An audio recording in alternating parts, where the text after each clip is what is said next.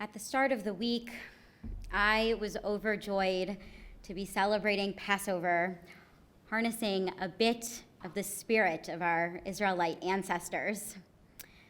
You see, I have been on Pesach break from school this week, and I bet most of you can think back to a similar experience at some point in your lives. Maybe you're thinking of a well-deserved vacation from work or those wonderful breaks from school growing up. And I was so looking forward to this break. It has been a very long semester of Zoom school. So I was excited for the week to catch up on some reading and, of course, to catch up on a little sleep. That plan was partly thwarted by one thing: the birds. No, not the birds as in the 1963 Alfred Hitchcock movie, which terrified me when I was younger, may I add. But the birds outside my window decided that I would not, in fact, be getting those extra hours of sleep. I survived. The birds, which sang right outside my window every morning this week, actually gave me a wonderful opportunity to consider a lesser-used name for Passover, Chag HaAviv, or the spring holiday. This is one of those years when it's pretty easy to remember and even celebrate Passover as Chag HaAviv. In Cincinnati, spring has sprung, or at least a northeastern Ohio type of spring where it snows in the middle of the week. There's more daylight than there was a few weeks ago. Those birds are very cheerful, and the flowers have started peeking their heads up everywhere. In theory, it's hard not to notice the beautiful signs of spring.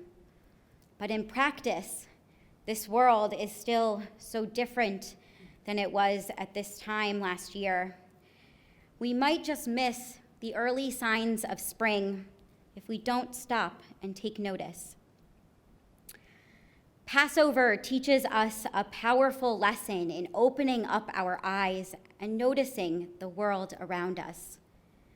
Our Sederim last weekend all contained the familiar section of the Magid, the retelling of the Exodus from Egypt.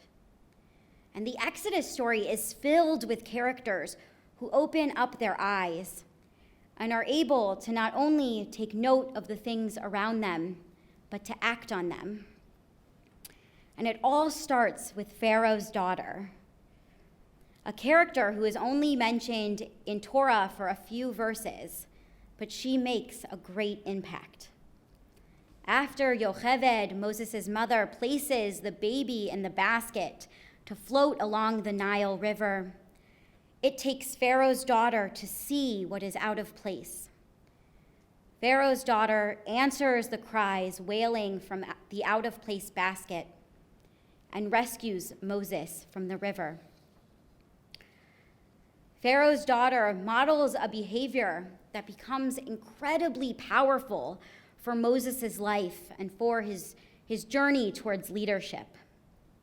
Although he was only an infant, the act of Pharaoh's daughter opening up her eyes and truly seeing the world around her not only saved Moses' life, it also made a lasting impact on the young child. Twice over, Torah tells us of moments when Moses recognizes something deeper in the seemingly ordinary events. First, Moses witnesses an Egyptian beating a Hebrew slave. This event may have seemed normal in a society which was literally built on slave labor. But Moses could see more than the event itself. He saw more than the tragic act of master and slave.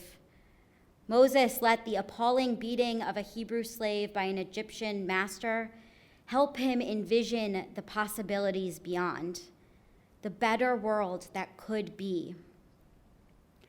The second instance where Moses truly sees the world around him happens in the desert. The third chapter of Exodus tells us of the bush which burned but was not consumed by the fire. The scene could seem so ordinary to anyone, a bush on fire. Only after Moses stops and truly looks at what is going on, only then was he able to see more than just the bush at face value. Moses looked past what was visible to be able to understand the greater story and the deeper meaning of the event. Moses could have seen the bush as merely a bush on fire. If he had, he would have missed out on the miracle that was encountering God face to face. As we enter Shabbat, the final hours of our Passover holiday, we savor our last tastes of matzah. Passover is our holiday of freedom. But for now, let it also be our holiday of opening up our eyes and seeing the lives we live. Let Passover help us see the world for what it could be, as the Exodus story teaches us. If we forget to open up our eyes and truly see the world around us, we might actually miss the beautiful buds of spring. We might miss the moments which inspire a better world, and we might just miss the chance to see God face to face. May the coming week be filled with the blessing of being able to stop and notice the world around each of us.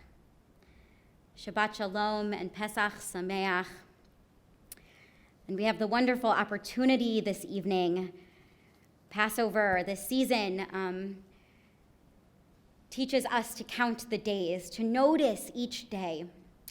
With the counting of the Omer, we count the 7 weeks which lead from Passover to Shavuot, our holiday of the receiving of Torah. So we offer the blessing, and if you wish to follow along at home, we're on page 278 in the Shabbat book and 570 in the larger version of Mishkan Tefillah. And we say, Baruch Atah Adonai, Eloheinu melech haolam, asher kidshanu b'mitzvotav v'tzivanu al sfirat ha'omer, hayom shisha yamim la'omer. Today is the 6th day of the Omer.